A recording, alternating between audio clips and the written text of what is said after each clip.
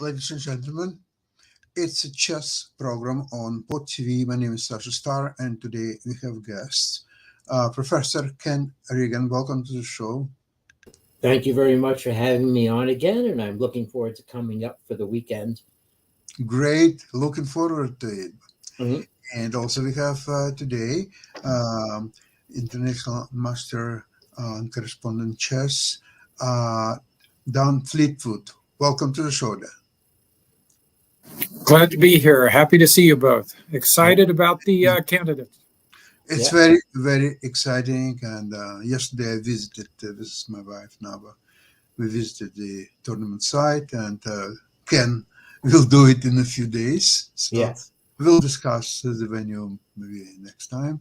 So in the meantime, there are a lot of very, very interesting games, and both open section and women's section. It's just incredible to watch. What's interesting is that in the open section they have a control with no increments or delays available for the first 40 moves. Dan, what do you think? How does it affect the players? Oh, this is back to the old days. Yeah, exactly. You budget your time carefully. There's no bailing out of going down to like a few seconds and then knowing that you'll have half a minute to think. So it's back to discipline and time management. We've seen that affect several games already. It is 2 hours. Yeah. Yeah. It is 2 hours, but sometimes people got into let's say different habits when you start with 90 minutes and you have half a minute increment. Because for many years, people used to play with the increments. So, especially young players, they even don't know any other controls except increment. So they assume that, okay, the time is ticking out, you make a move and you instantly get 10, maybe even 15 seconds. So you're all saved and you still have a little bit of time to think. But not in this situation. If you are down to last second or two, and even if you were able to make your moves, there is no extra time added to you. So you still have left 1 or 2 seconds, and eventually, most likely, you'll lose in time. Ken, what do you think about this novelty? No increments, no delays. Well, like I said, throwback to old times. I played many FIDE chess tournaments with, trying to control 2 hour or 2.5 hours even. Before But I see at that time there was no machinery available. There's technically, even if somebody wanted to do increments or delays, there was nothing available, right? Yeah, you had a little flag. It goes up and that's it. But now there is a technology is all there, and yet the decision was coming down to the old times. I must say It's about kind of a hybrid, right? I mean, for the first 2 hours, it's 40 right. and 2, and then you go into the increments after that. So one effect it's an interesting way to do it. It is better for the arbiters because the two time pressure moments are shifted by 10 minutes relative to each other. And remember that ladies, they have different time control. So that also allows arbiters to pay more attention to open section, and then they will go and see the ladies section. Ken, what interesting games would you like to show? So it's interesting. There have been a number of decisive games, but the game that I've heard the most buzz about is the drawn game between Praggnanandhaa and Nepomniachtchi. Oh yeah, in round 5. So we share the entire screen, and here we go. So I have that. I'm using the ChessBase version of the game, so you can see this now. Yes. Praggnanandhaa and Nepomniachtchi. And one thing about it is a lot of this was preparation by Pragg. So for all of his tender years, he's a heavy-duty worker. So we play. So Nepo sometimes plays the Petrov, the Russian game, after all. And so let's see what White has prepared about it. This is all a very classical way of playing. So White delays, playing c4 and for a move, and now c4 to undermine black's knight. So the whole idea is that black's knight on e4 is a potential target rather than an advantage in development. So black shores up the d5 pawn, white hits it again. Black now has to liquidate the knight. And what we see now is that white has an extra piece on the queen side. Black's knight will take 2 moves to get there. And in fact, getting it there will be a major theme of the game, possibly getting it there. Okay, well, before the knight can go to d7, we want to bring out our bishop. And now white does have to do something active really fast. So this move, now black's queen has to go somewhere, but that's... Again, just 1 second. Don't you think that instead of bishop f5, bishop g4 was better, and bishop g5 wouldn't be possible? Yeah, let's see. So let's see. So bishop is there... let's see. Let's see. I have another window with analysis of the game that maybe talks about the... this is Estatios Grivas on I see. test base. So let's see if he mentions the bishop g5. No, he does not actually. He does not go. Okay. Does not go that far. So I'm afraid I didn't think to talk about the.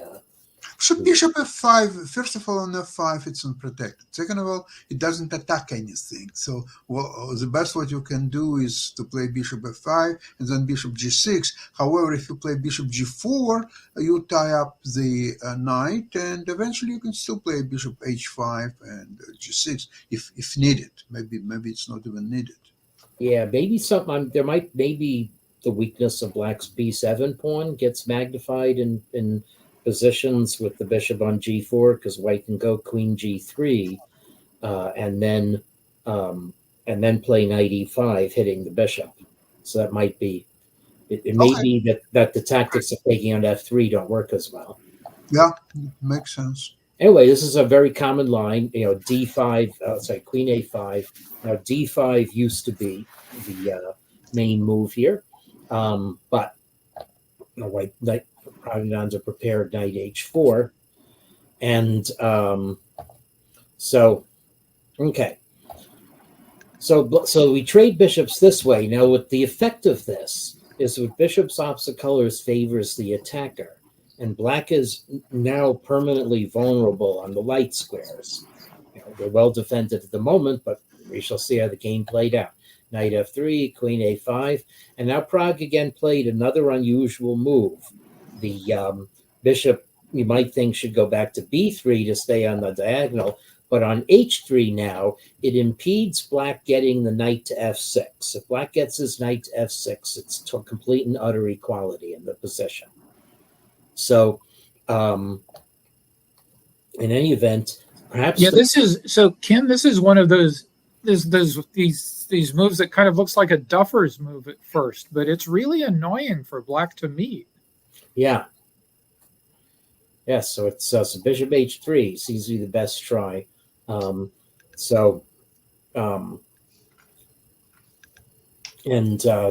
again, the bishop b3, here's a line saying that black cannot afford to go pawn grabbing. Okay, because then white's attack with knight g5 is just going to be too strong with the bishop on b3. But with the bishop on h3, Nippo was tempted to grab the pawn. It's not terrible. Okay, but here we are. Black wins a pawn. What is white going to do? Well, attack b7 first, make back play b6. Now hit the queen. Now the queen goes to a5, but there isn't the connection of going back to c7, and black's knight is still not in the game. So now d5 comes and is very strong for white.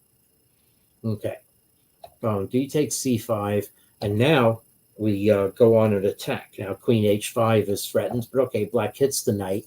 And now here's a beautiful move that evidently was still part of Pragnananda's preparation. Knight takes f7.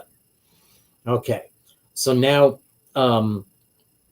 if black takes with the rook, then bishop e6 is just going to be too strong. Both black's rooks are going to be in danger in that position. Plus, black can't get any piece back to defend the f7 square. So black bravely takes with the king, And now here's something really funny. This is not reflected here, but an analysis put by Susan Polgar, referenced by her on Facebook. Apparently A4 is a very trenchant move here, just threatening B5 and taking on D5. Oh, wow. Yeah, so this isn't mentioned at all in either this, or let's see if it's mentioned in Grievous's column. Queen A5, D5, great assault in the center. Black takes. Okay, and Black couldn't bypass with C5 because then after Knight G5, too much of Black's army is really cut off. Okay, so now the great Knight takes F7 move. Rook takes F7, just losing the Bishop E6, as I said. Now Rook T3, but he doesn't mention. Remember this. He doesn't mention A4 as a possibility either. So I'll have to see what the analysis was of that. Anyway, Rook T3 takes the pedal off the gas just a little bit, and now, so this version of the game also doesn't mention a key nuance in the position. Okay, so White is going to regain the piece. That much is very clear. The question is whether Black should gain a pawn by taking bishop takes H2 check, seemingly meaningless pawn, or gain a tempo to get the king back into the corner off F7. And Niepo chose that option, and it's not the right option.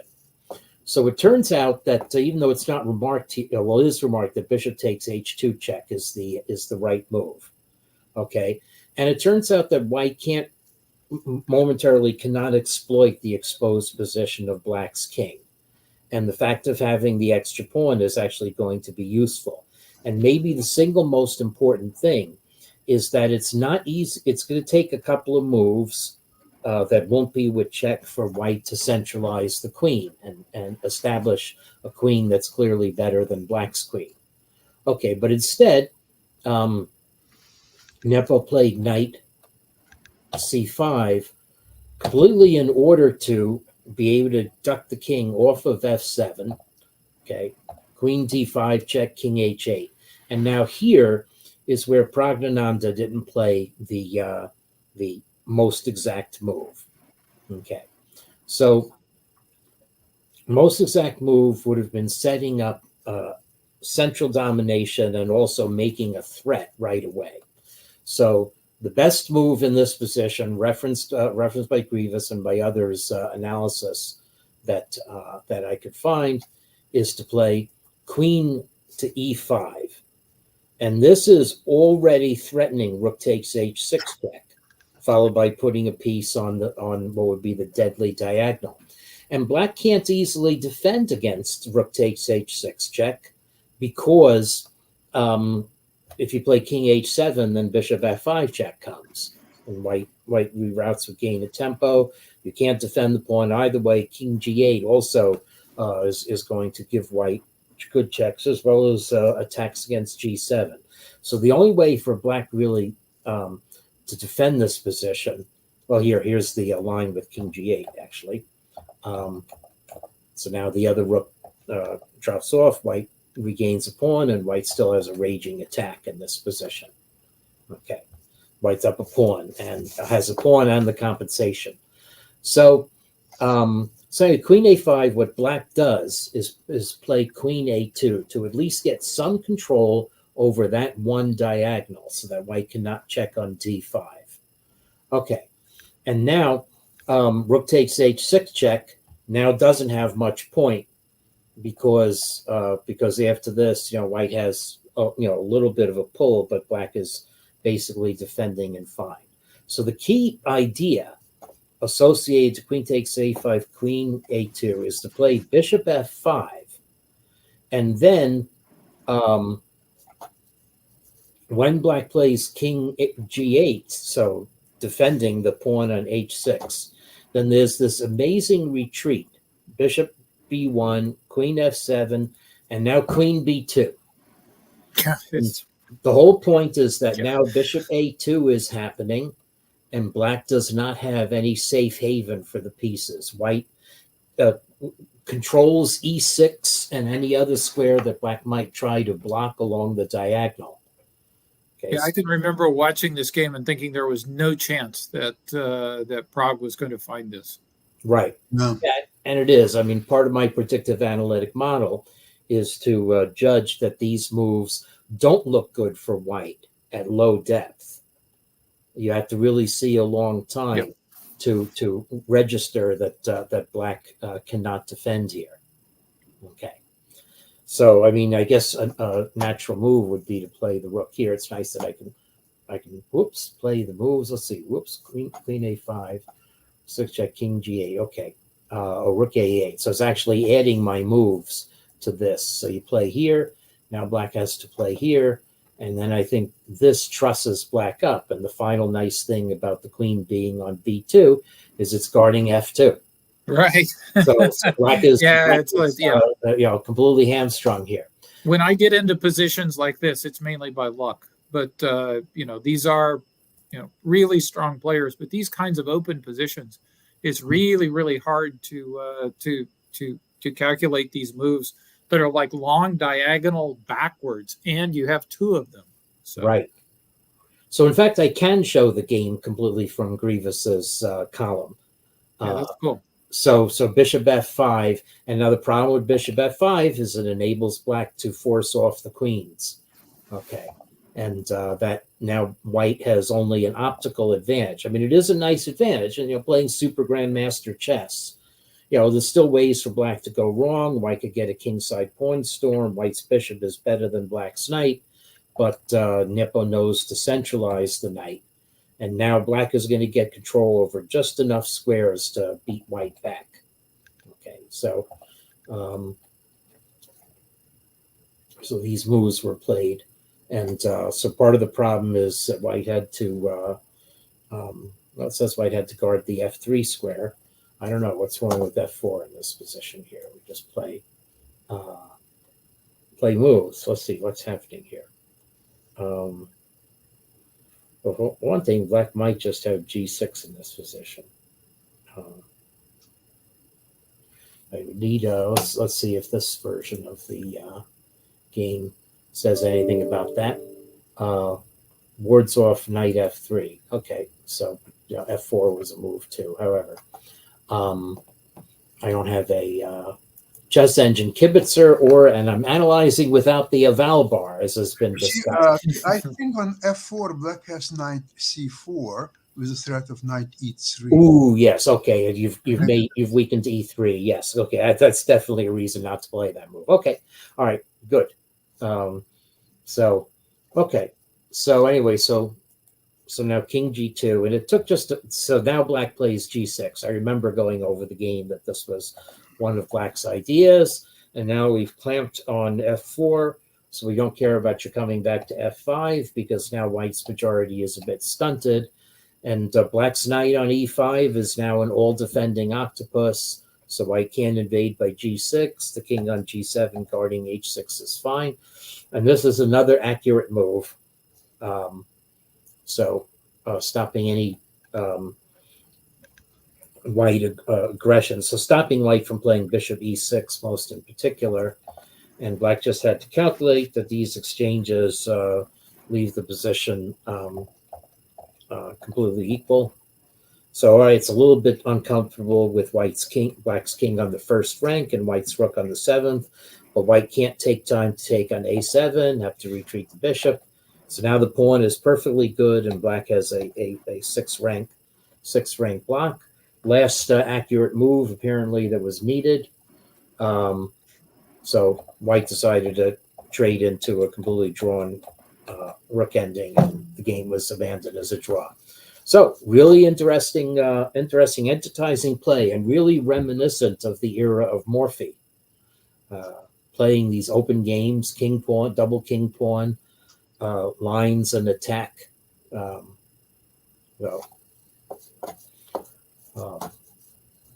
Okay, so I have whoops, we're back to you here. So I have one other game I can show from the women's section that was played yesterday. by the leader. So let me go into that now. Against Anna Muzachuk.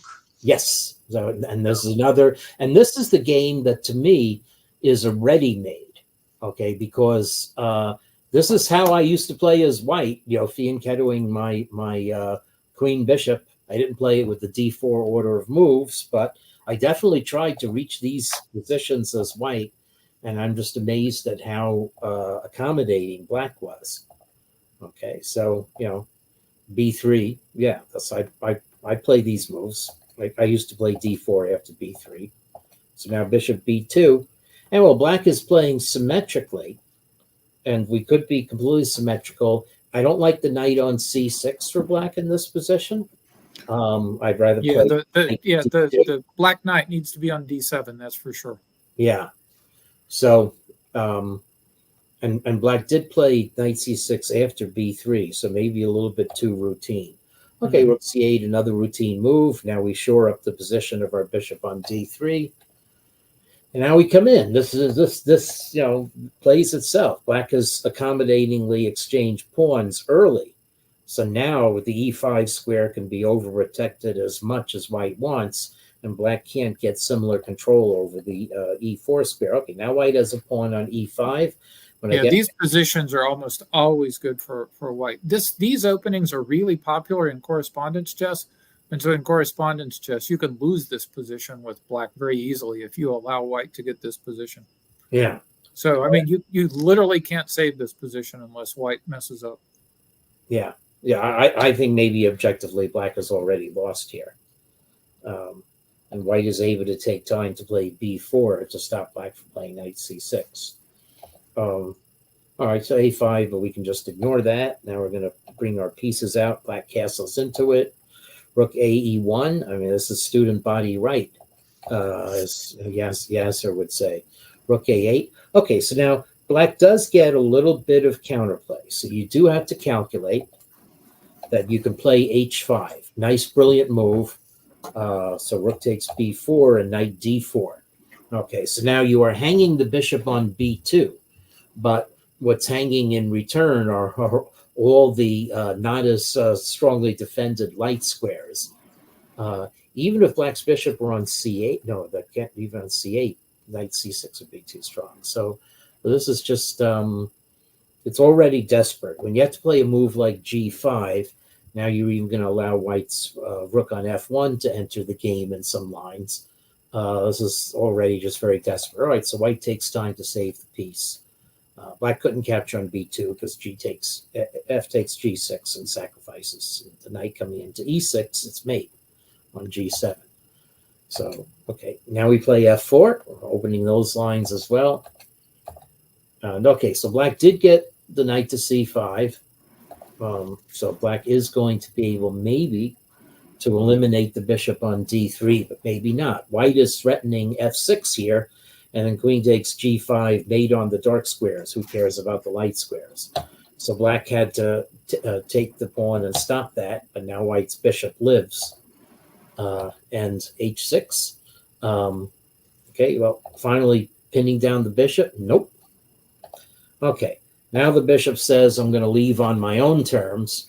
Apparently, there were ways white could have even conducted this attack in a much snappier manner, but this is completely sufficient for the job. I don't see any way black had a potential defense here. Okay, and now nice move. The pawn's pinned, so queen takes g5. Now white has a sham sacrifice. Rook takes f6. It's all falling apart for black here. So black's queen isn't even defended on e8. So rook takes f8 check takes e8 will be curtains. Okay, so black captures this.